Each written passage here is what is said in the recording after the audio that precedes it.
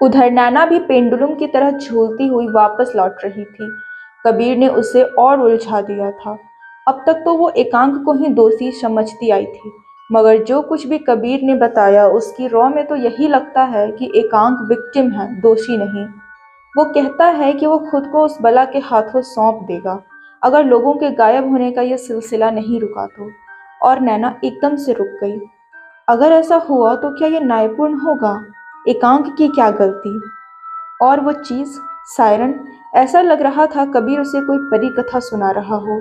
मगर जो कुछ भी घट रहा था, आखिर उसका जवाब क्या था? ये सामान्य तो नहीं था ना। लोगों का गायब होना, फिर पागल होकर लौटना, और वो आवाज, वो महक। नैना ने सोचा कि उसे उस तस्वीर को देखना है। आखिर क्या चीज है वो? उसे लगा शायद उस तस्वीर में ही कुछ मिल जाए जो इन सब की काट हो। आखिर हर ताले की चाबी उसके साथ ही आती है। मगर वो इस तस्वीर को देखे कहाँ? कहाँ मिलेगी वो उसे? उसने एक टैक्सी रुकवाई और उस तरफ चल दी जिसके बारे में उसे पक्के तौर पर पता था कि तस्वीर कहाँ है। नैना ने काफी पहले ही टैक्सी रुकवाई। टैक्सी वाले को भी अजीब लगा कि ये लड़की इस बियाबान में क्यों उतर रही है। फिर नैना उतरी और अपनी उंगली से एक अंगूठी निकालकर उस टैक्सी वाले की तरफ बढ़ा दी। वो मुंह फाड़े उसे देखने लगा। मेरे पास पैसे नहीं हैं, इसे रख लो, तुम्हारे किराए से कहीं ज्यादा है। टैक्सी वाला कसमसाया। लो ना, मुझे देर हो रही है। नैना फिर बोली। उसने अंगूठी ले ली। अच्छा सुनो, तुम यहाँ रुक सकते हो, मुझे वापस भी जाना है। नैना बोली। टैक्सी वाले ने सहमति में सर हिलाया। नैना ने तो ईमानदारी से देखा जाए तो उसे कई दिनों के लिए बुक कर लिया था। फिर नैना आगे बढ़ गई। लगभग 10 मिनट तेज गति से पैदल चलने के बाद एक बार फिर वो जीत ओबरॉय के फार्म हाउस पर थी। यहाँ कभी कोई नहीं होता।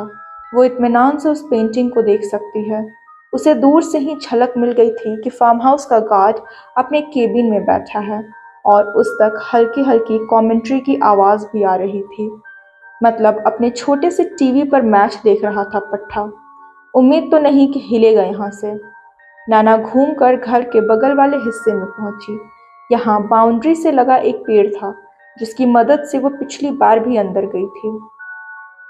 इस बार भी उसने कोशिश की और कुछ देर बाद वो बेआवाज अंदर थी। उसने हाथ झाड़ा और एक तरफ को चल दी। उसे मालूम था कि आगे किचन है जिसकी खिड़की से अंदर जाना आसान होता है। पिछली बार भी तो वो गई थी ना। उसने अपनी पतली उंगली दो कांच के बीच से अंदर डाली और किचन की खिड़की खुल गई। एक बार फिर वो अंदर थी। एक चम्मच उसके हाथ से लगकर गिर गया। उसने जल्दी से उसे उठाया और वापस रखा। अच्छा था कि ज्यादा आवाज नहीं हुई। फिर वो जल्दी से घर के हॉल में पहुंची। हॉल में ही एक कोने में बार काउंटर था और जहां वो तस्वीर लगी थी।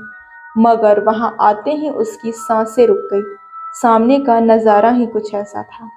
बार काउंटर के पास ही लगी एक कुर्सी पर एक युवक बैठा था और सीधे उसे ही घूर रहा था। नैना की समझ नहीं आ रहा था अब वो क्या करे। इसकी तो उसे उम्मीद भी नहीं थी। ये फार्म हाउस जो हमेशा वीरान मिला था उसे, यहाँ कोई हो भी सकता है, उसने तो ये सोचा तक नहीं था। उसने पहले तो अपना खुला हुआ मुंह बंद किया, फिर परेशानी से इधर उधर देखने लगी। वो युवक अब भी उसे घूरे जा रहा था। वो इतना स्थिर था कि पलके भी नहीं झपक रहा था। इस वजह से देखा जाए तो भरी दोपहरी वाली समय में भी वो एक हद तक डरावना लग रहा था। जब तनाव अपने चरम पर पहुंच गया तो वह युवक उठा और नैना के पास पहुंचा। नैना अब भी बुरी तरह घबरा रही थी। वो रंगे हाथों पकड़ी गई थी, चोरों की तरह यहाँ घुसते हुए। कौन हो तुम? उस युवक ने पूछा। नैना ने मुश्किल से उसके चेहरे की तरफ देखा। उस तनावपूर्ण माहौल में भी उसका ध्यान गया कि लड़का खूबसूरत था और आवाज़ भी अच्छी थी। कुछ पूछा है मैंने? वो मैं बस। लड़के ने अपना मोबाइल निकाला और नैना को दिखाते हुए 100 पर कॉल लगाने लगा। नहीं रुको, मैं बताती हूँ, मैं सब बताती हूँ। नैना जल्दी से बोली और उस लड़के का मोबाइल वाला हाथ पकड़ लिया। उस लड़के ने उसे घूर कर देखा तो नैना ने उसका हाथ छोड़ दिया। उस लड़के के चेहरे पर भी ऐसे भाव थे जैसे नैना ने उसके हाथ गंदे कर दिए हो। नैना ने उसे सारी बात बता दी, हालांकि ये नहीं बताया कि वो उस तस्वीर को देखने दोबारा यहाँ आई थी। उसने यही कहा कि वो अपना छूटा हुआ सूटकेस लेने यहाँ आई है। तुम पागल हो? क्या अब भी तुम्हारा सूटकेस यहाँ रखा होगा? वो लड़का उसे झिड़कते हुए बोला। नैना चुप रही। अब क्या ही बोलती वो पुलिस के पास है, मैं कॉल कर देता हूँ तुम। अरे तरस खाओ मुझ पर, नैना कलपती हुई बोली। मेरी क्या गलती? उस जीत ओबेरॉय ने मुझे लिफ्ट दी, फिर मुझे क्या पता उसे धरती निकल गई कि आसमान खा गया। वो लड़का उसे घूरता रहा, फिर वो वहां से हटा और जाकर अपने लिए एक ग्लास भरने लगा। नैना ने फिर उसे इस ढंग से देखा मानो अजीब बंदा है, अभी बातें कर रहा था और अभी जाकर बोतल खोल रहा है। फिर नैना की नज़र उस तस्वीर पर पड़ी, वही टूटी छत वाली तस्वीर जो बार काउंटर पर लगी थी। वो उसे देखने लगी। वो लड़की जो बैठी हुई रो रही है, उसके सर पर छत टूटी हुई है। कबीर कहता है ये सायरन है। वो कैसे इस तस्वीर में कैद हुई होगी? वो अपनी सोच में गुम थी जब उस लड़के ने उसके चेहरे के सामने चुटकी बजाई। नैना चौंक पड़ी। वो लड़का वहीं सोफे पर बैठ गया और पैर पर पैर चढ़ा लिया। उसने काले कपड़े पहने हुए थे। एक चीज और थी जो अलग ही ध्यान खींच रही थी। उसकी उंगलियों में बहुत से रत्न चमक रहे थे। उसने एक भारी सा ब्रेसलेट भी पहन रखा था। कुल मिलाकर वो थोड़ा ओल्ड फैशन और थोड़ा अजीब लग रहा था। पुलिस को तुम्हारी तलाश थी पर तुम मिली नहीं। पुलिस तुम्हारे घर भी गई थी और बाद में मैं भी, वो बोला। नैना थोड़ी और परेशान लगने लगी। पर कोई फायदा नहीं हुआ, तुम्हारा कुछ पता नहीं चला। खैर अब तुम सामने आ ही गई हो तो बताओ कि तब क्या हुआ था। एक तुम ही थी जो इस बात की विटनेस। ऐसा कुछ नहीं है, नैना प्रतिवाद करती हुई बोली। उस लड़के ने आंखें सिकोड़ ली। एक रात पहले मैं कमरे में ऊपर थी। मैंने अंदर से डोर लॉक कर रखा था क्योंकि मुझे डर लग रहा था। डर? और वो किससे? ठरकी ओबेरॉय से। क्या? उस लड़के के चेहरे के भाव सख्त हुए। हाँ, और भला उसने मुझे लिफ्ट क्यों दी थी? समझ नहीं आ रहा कि उसके इरादे क्या थे। नैना गुस्से से बोली। वो लड़का उसे देखता रहा। मेरी गलती बस इतनी थी कि मैं गलत वक्त पर गलत जगह थी। मैं अपने कमरे में थी और मुझे भी नहीं पता उस ठरकी ओबेरॉय के साथ क्या हुआ नीचे। जीत ओबेरॉय, उस लड़के ने दांत पीसते हुए कहा। बाकियों के लिए होगा वो जीत ओबेरॉय, मेरे लिए तो ठरक का मारा ही था। बाल बाल बच गई मैं तो। अगली सुबह जब नीचे आई तो वो गायब मिला। अब वो कहाँ गया मुझे नहीं पता। मैं तब डर गई थी इसीलिए भाग गई। वो लड़का उसे घूरता रहा। इससे नैना को चिढ़ भी हो रही थी। उसकी आदत ही लग रही थी घूरने की। वो पलके भी कम झपकता था। फिर तुम अपने घर क्यों नहीं गई? पुलिस को यहाँ तुम्हारा सामान, आईडी प्रूफ वगैरह मिले थे। पुलिस तुम्हारे घर पहुंची पर तुम वहां थी ही नहीं। घर से तो मैं वैसे ही भागी हुई थी। आखिर उस ठरकी ओबेरॉय के हत्थे कैसे चढ़ी? नैना बोली। बस इतना ही? उस लड़के ने पूछा। हाँ, बस इतना ही। अब चाहो तो मुझे पुलिस के हवाले कर दो, इससे मिलेगा कुछ नहीं। हाँ, जाने दिया तो जरूर दुआएं मिलेंगी गरीब की, नैना कलपती हुई बोली। और अभी तुम कहाँ हो? तुम्हारा करंट एड्रेस? मैं हूँ कहीं पर। घर लौट रही हूँ अपने पेरेंट्स के पास। वो लड़का सोचने लगा तो नैना उसे बेचैनी से देखने लगी। मुझे अगर मेरे भाई की फितरत का पता ना होता तो मैं कभी तुम्हारी बात पर यकीन नहीं करता, वो धीरे से बोला। भाई? नैना सटपटा गई। मतलब वो इतनी देर से जीत ओबेरॉय के भाई के सामने ही उसकी पॉलिश उतारे जा रही थी, मगर जीत ओबेरॉय तो गैंडे का जुड़वा भाई लगता था, जबकि ये लड़का तो अच्छा दिख रहा है। होता है, मेरा भाई भी मुझसे बिल्कुल अलग लगता है। सब कहते थे मम्मी पापा उसे मंदिर की सीढ़ियों से उठा कर लाए हैं। नैना के मुंह से निकल गया। उस लड़के ने उसे घूर कर देखा तो वो फिर सिटपटा गई। ठीक है, आओ मेरे साथ, बोलकर वो उसे फार्म हाउस के बाहर ले आया। अब जाओ यहाँ से, दोबारा ये हरकत ना हो, उसने उसे घूरते हुए कहा। नैना ने सहमति में सर हिलाया, फिर मुड़कर चल दी। वो जल्दी जल्दी पैदल चलने लगी। पीछे खड़ा जीत ओबेरॉय का भाई उसे घूरता रहा। उसका दिल कह रहा था कि मामला इतना भी सीधा नहीं, इस लड़की में कुछ तो झोल जरूर है। उधर नैना लंबे डग भरती उस टैक्सी तक पहुंच आई थी। टैक्सी वाला अब भी उसका इंतजार कर रहा था। नैना जल्दी से उसमें बैठी और चेहरे का पसीना पोंछती हुई बोली, चलो। फिर उसने समय देखा। एकांक के घर लौटने में अब भी काफी समय था। तब तक तो वो पहुंच ही जाएगी। टैक्सी स्टार्ट हुई और आगे बढ़ गई। न ड्राइवर का ध्यान गया न नैना का कि पीछे पेड़ की ओट में छिपे एक शख्स ने धीरे से उस टैक्सी और नैना की कई फोटो ली थी। वो जीत ओबेरॉय का छोटा भाई था। फिर वो जल्दी से पलट कर वापस चल दिया। फार्म हाउस के सामने ही उसकी कार खड़ी थी। वो उसमें बैठा और चाबी घुमाई। अभी ज्यादा दूर नहीं गई होगी वो। उसने कार की ब्रेक पर पैर मारे। सामने देखा तो वो लड़की टैक्सी से उतर रही थी, वही जो अभी कुछ देर पहले उसके फार्म हाउस में घुस गई थी। मगर ये तो भीड़ भाड़ वाली जगह है, यहाँ तो ज्यादातर दुकानें ही हैं। ये यहाँ रहती है। जीत ओबेरॉय का भाई अपनी कार में बैठा नैना पर नजर रखे हुए सोचने लगा। नैना टैक्सी से उतरकर एक तरफ को चल दी। वो पैदल चली जा रही थी। फिर उसने आते जाते कुछ वाहनों से लिफ्ट मांगी। वो एक सुंदर युवती थी तो उसके लिए किसी न किसी की इंसानियत जागनी ही थी। उसे एक बाइक पर बैठे अधेड़ ने लिफ्ट दे ही दी। जीत ओबेरॉय के भाई ने उस पर गिद्ध सी दृष्टि रखी हुई थी। वो भी आहिस्ता से उसके पीछे हो लिया। आगे जाकर वो एक तिराहे पर उतरी, फिर दाएं मुड़ गई। उसका मददगार बाइक सवार आगे बढ़ गया। फिर वो लगभग 10 मिनट पैदल चलते हुए एक बेहद पुराने गंदे से दिखते अपार्टमेंट के अंदर चली गई। जीत ओबेरॉय के भाई ने कार कुछ दूर पर ही रोक ली थी और उसे देखता रहा। मैं इस लड़की के घर गया था। वो एड्रेस तो कुछ और ही था। पुलिस को भी इसकी आईडी वगैरह से जो पता मिला था वो ये तो नहीं था। फिर ये यहाँ कैसे रह रही है? क्या मुझे पुलिस को इसके बारे में बताना चाहिए? उसने मन ही मन सोचा। मगर पुलिस भी अब शायद ही इस मामले में रुचि लेती, क्योंकि उसका बड़ा भाई जीत ओबेरॉय तो वापस आ गया था। हाँ, पागल जरूर हो गया था तो ठीक भी हो ही जाएगा समय के साथ। पुलिस तो इतना कुछ करने से रही, उसे खुद ही कुछ करना होगा। खैर, इस लड़की का मौजूदा पता तो वो देख ही चुका है, तो इस पर नज़र भी वो रख सकता है। ठीक है, वो वापस जाएगा। उसने कार स्टार्ट की और वहां से चला गया। इधर नैना घर में आ चुकी थी। उसने घड़ी देखी। अब भी एकांक के घर आने में समय था। वो घर ठीक ठाक करने लगी। मगर फिर अचानक उसके हाथ रुक गए। क्या कर रही है वो ये, और किस हक से कर रही है? ये घर एकांक का है जिसने बस मदद की है उसकी। मगर फिर उसके दिमाग में कौंध गई कबीर की कही बातें।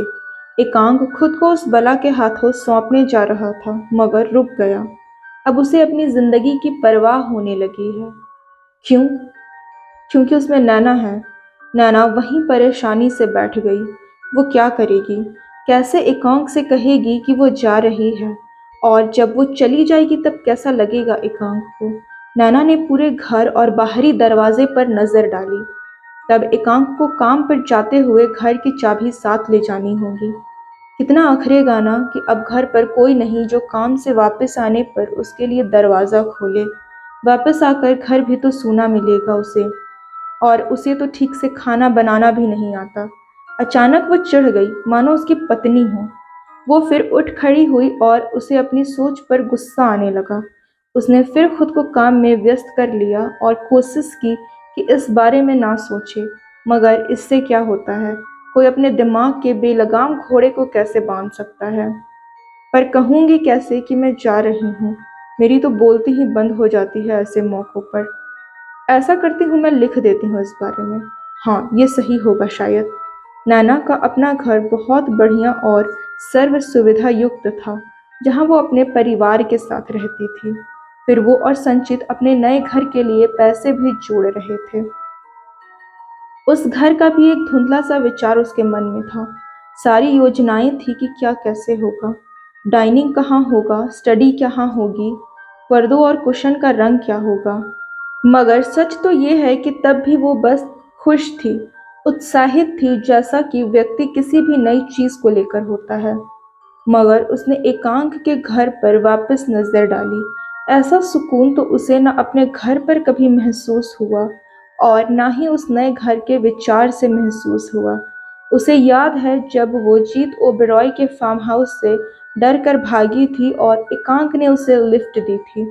कितनी डरी हुई थी वो तब, और ये घर उसका आश्रय बना था, उसे सुरक्षित महसूस कराया था।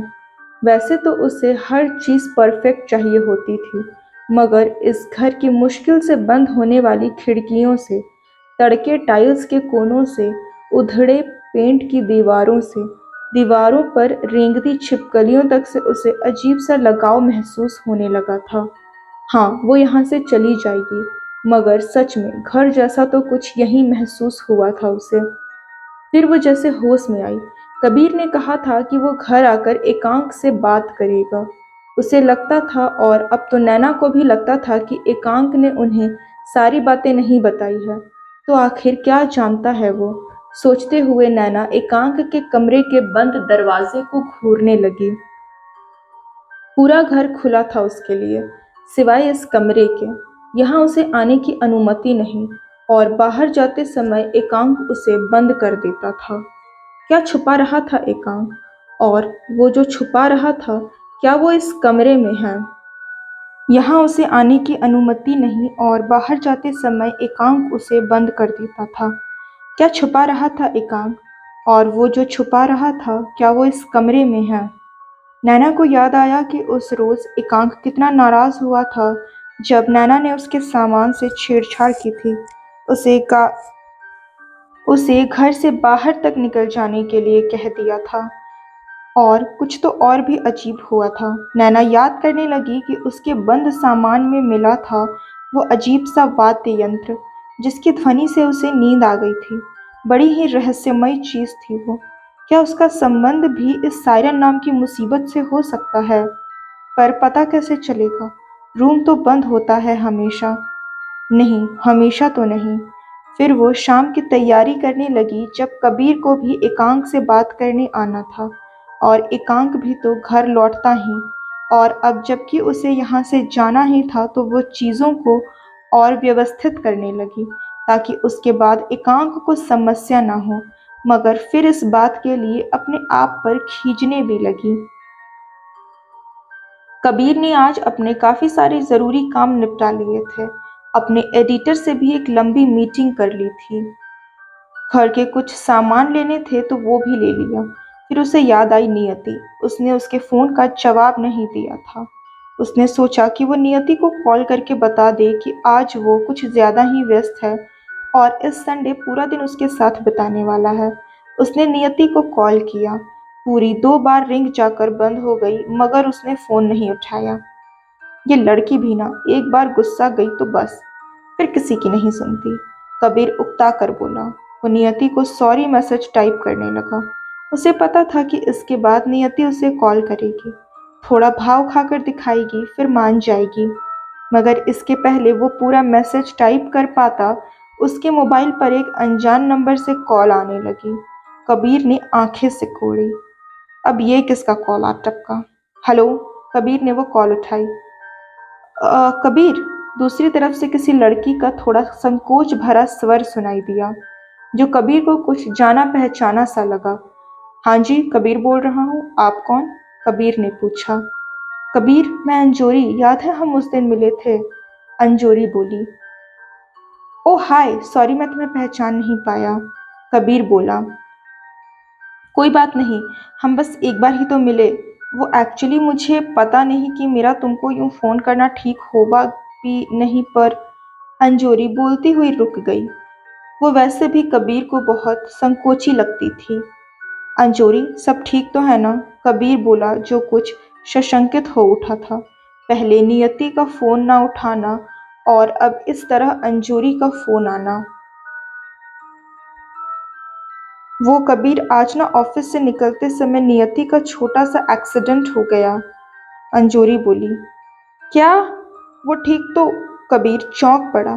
कबीर, रिलैक्स, वो ठीक है, पर चोटें आई हैं और आज रात उसे हॉस्पिटल में रहना होगा। वो उसने शायद तुम्हें फ़ोन भी किया था। अंजोरी बोली। कबीर ज़मीन में गड़ गया। इसीलिए फ़ोन किया था नियति ने उसे। और उसे कुछ और ही लगा था। कब वो उसकी परवाह करना सीखेगा? फ़ोन तो उठा सकता था ना, भले ही कह देता कि उसके पास बात के लिए समय नहीं है।